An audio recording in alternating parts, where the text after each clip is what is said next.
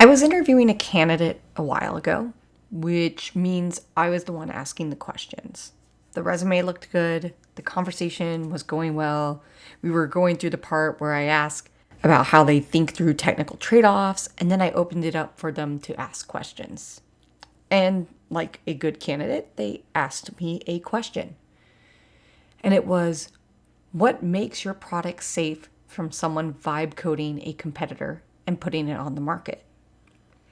And I want to be honest with you about what happened in my brain in the half second before I answered. Because the correct answer, the real answer, is nothing. Nothing stops them.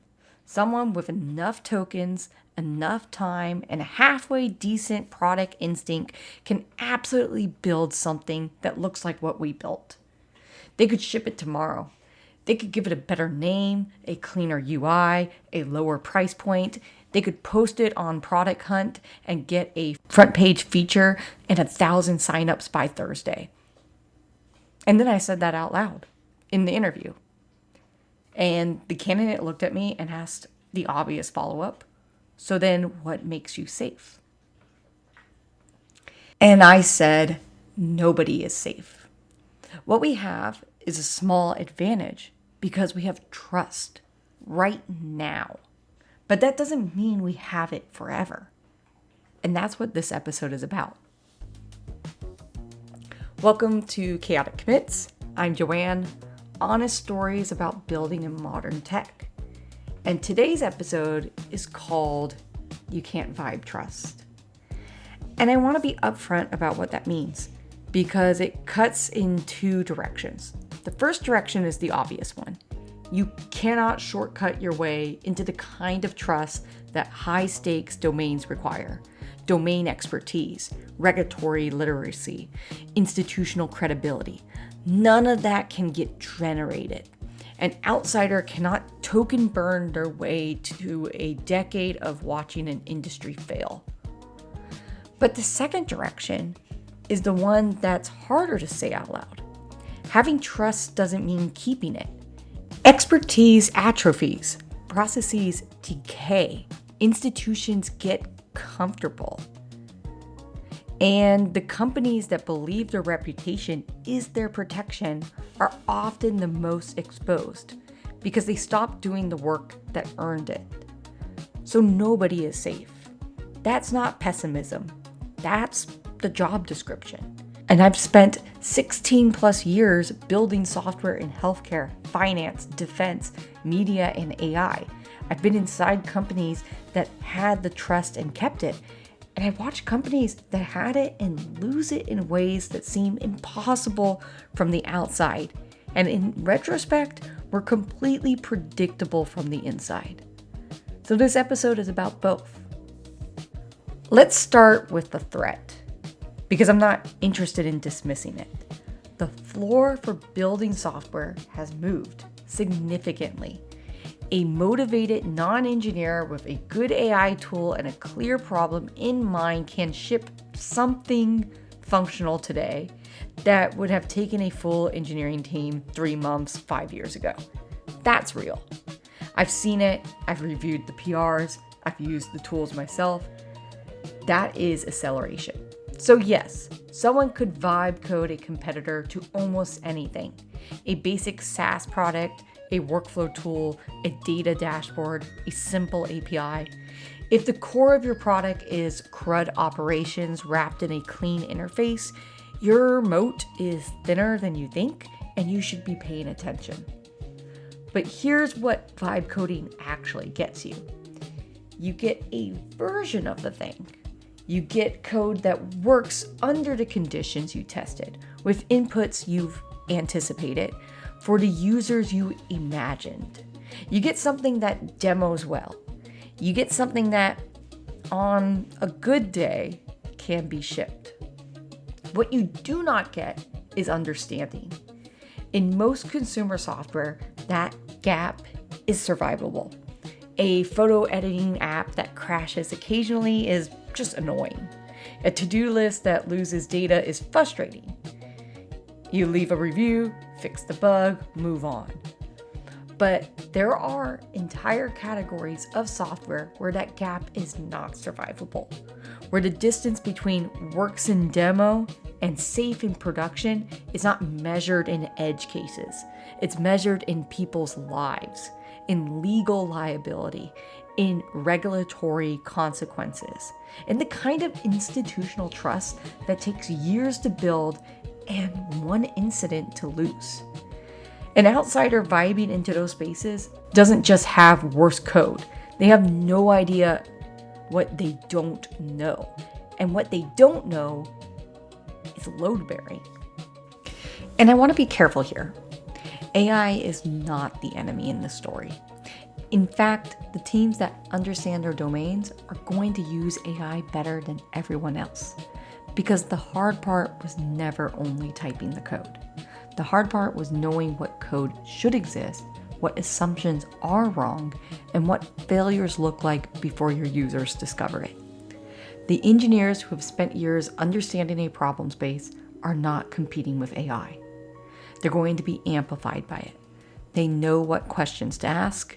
They know when an answer sounds right, but is dangerously wrong. They know which shortcuts are actually shortcuts and which ones are just moving the failure to somewhere later. The risk is not that AI lets more people build. The risk is that people confuse building something with understanding something. So I want to get specific, because the abstract argument is easy to agree with, but it's hard to actually feel. So let me tell you about 3 companies that found out what happens when you treat domain expertise as optional, and what happens when you treat the maintenance of it as optional, because those are different problems and they're both real. Theranos. So you know this one. Elizabeth Holmes, 19 years old, drops out of Stanford, founds a company to revolutionize blood testing, raises nearly $1 billion, hits a $9 billion valuation, and eventually goes to federal prison for fraud. The version most people know is she lied, and that's true. But I want to go back to the part before lying, because that's the more instructive part for this conversation. The premise of Theranos was that you could run a comprehensive blood panel from a single finger prick. That would have been revolutionary, and Holmes believed it was possible, at least at first. She believed that if you applied enough Silicon Valley intensity to a biology problem, the biology would cooperate. It did not cooperate. Lab-developed tests are governed by CLIA regulations that are complex precisely because they exist as the accumulated memory of patient safety failures.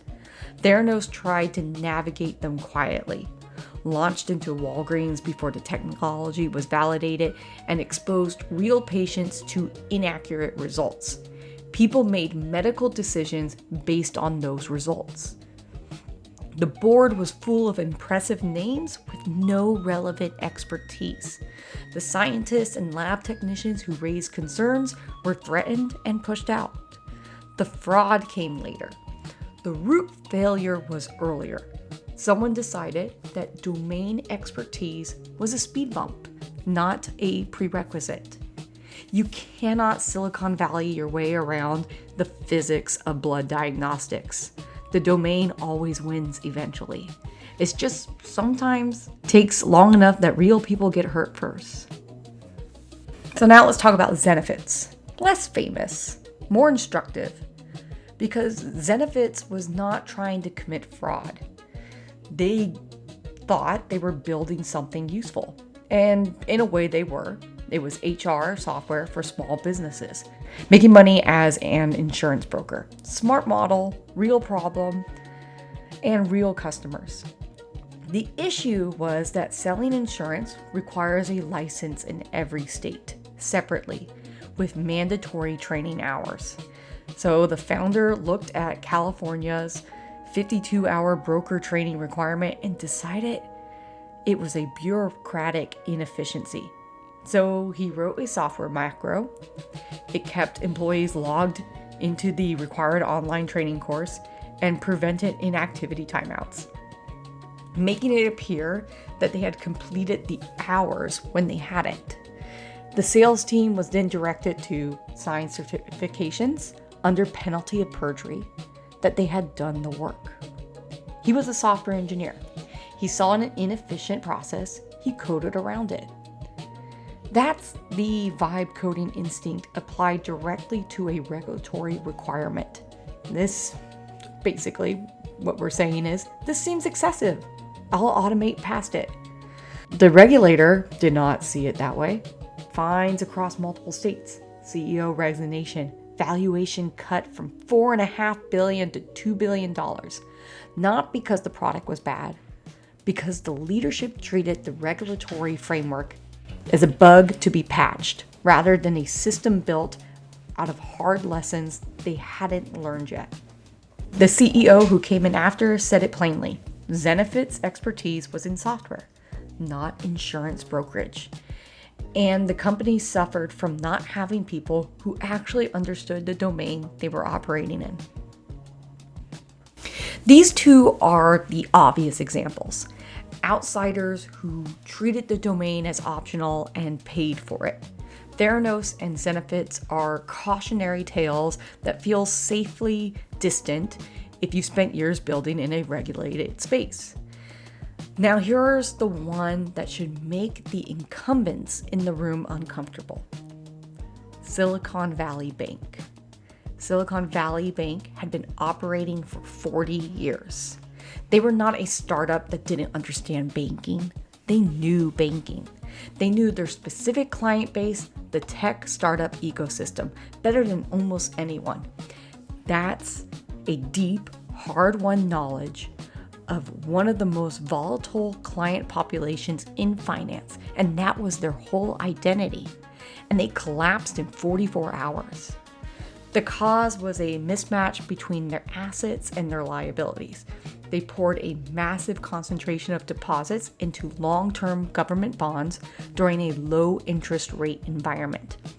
When the Fed raised rates at historic speed, those bonds declined sharply in value. When depositors got nervous and started withdrawing, Silicon Valley Bank had to sell bonds at a loss. That announcement triggered panic. Customers tried to pull more than $40 billion in a single day, and the bank was closed the day after. This was not a technology failure. It was a risk management failure, and the specific details of the governance are worth sitting with. Silicon Valley Bank left its chief risk officer position vacant for most of the year. And in that year, the interest rate environment changed underneath them. The majority of the board's risk committee had no background in risk management. Regulators had flagged concerns as early as 2018. The institution had years to respond and didn't respond with enough urgency. The expertise that existed in Silicon Valley Bank for 40 years, that 40-year history, had stopped being embedded in the people making decisions about the institution's risk. The knowledge was in the institution's story, not in its governance. So domain knowledge you stop practicing is not a moat. It's a story you tell about yourself. And that is the failure mode nobody talks about, because it's the one that could happen to any of us. Silicon Valley Bank didn't lack the domain, they lacked the active maintenance of it. And when the environment shifted, they reached for the foundation they thought they had and found it thinner than expected. So let's go back to the interview and what I actually said to the candidate. Nobody is safe. I told them we're not safe from an outsider threat and not from ourselves. The startup vibe coding a competitor is a visible risk. The slow erosion of your own standards is invisible right up until it isn't. Trust in software is not something you earn and then have. It's something you practice continuously. It is built through consistent behavior over time. through being correct often enough that people stop second guessing you, through being wrong in ways you catch and fix and explain, through showing up when something breaks instead of going quiet, through still knowing your clients well enough 3 years in that you can anticipate their problems before they call. That last one is the one that erodes quietly. You get busy, the company grows. The people who had the deep client relationships get promoted into roles where they manage other people instead of talking to customers. New engineers join who have never sat with a radiologist or been through an audit cycle. The institutional knowledge that lives in people's heads starts to thin, and nobody notices because the product still works and the clients still renew. And then something changes. A new regulation, a competitor with a different model, a client that evolved while you were looking elsewhere. And you reach for the expertise that was supposed to be there, and it's thinner than you thought. That's the version of this that keeps me up at night. Not the startup that ships something shiny, the quiet internal erosion of the thing we actually built. In regulated industries specifically, this plays out in a particular way. Compliance is not a state you achieve. It's the posture you maintain. The framework changes. Regulators shift when they're examining. New case laws changes what a specific requirement means in practice. And you have to keep people who understand that in the room with actual authority, or the compliance posture you spent years building starts to represent where the regulation was, not where it is. Silicon Valley Bank had regulatory concerns flagged in 2018, 5 years before they collapsed. The gap between that flag and the consequence is where trust quietly stops being maintained.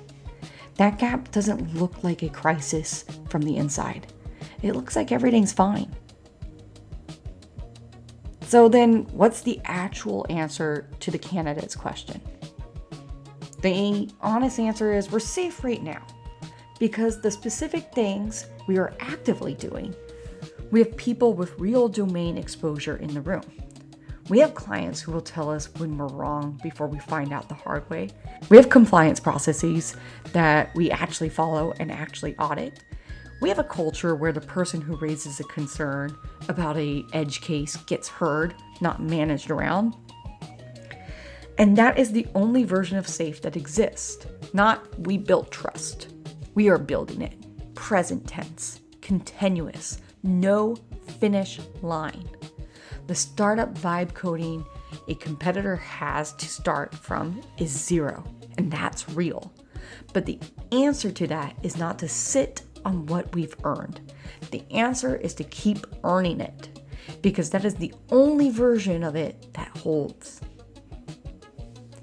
And after whatever word vomit I actually gave to the candidate, they sat with the answer for a second, and they said something that I was thinking when I was giving my answer, and that was, that sounds exhausting. And yeah, it kind of is. Building software that matters in high-stake domains is not a problem you solve and move on from. It's the practice you maintain. The domain expertise, the regulatory literacy, the institutional trust, the client relationships, all of it requires active tending. You cannot generate it. You can't inherit it. You can't coast on it. You can only keep doing the work. And I think that's actually a thing no one puts in the documentation. The pitch deck talks about moats. The investor updates talk about retention and NPS and compliance certifications. Nobody writes in a slide that says, we have a culture where someone will say the uncomfortable thing before it becomes a crisis. Nobody measures the health of the institutional knowledge that lives in your senior engineer's head. Nobody audits whether the people sitting in your risk committee actually understand risk. But those are things that are very important. Those are things that separate the companies that hold from the ones that don't. When the environment shifts and they reach for the foundation they thought they had. Silicon Valley Bank had 40 years. Theranos had $9 billion. Zenefits had $4.5 billion. None of it was enough, because trust is not a balance you accumulate. It's only a current state. That's it for this episode of Chaotic Commits. I'm Joanne, honest stories of building in modern tech. New episodes wherever you get podcasts. I'll see you there.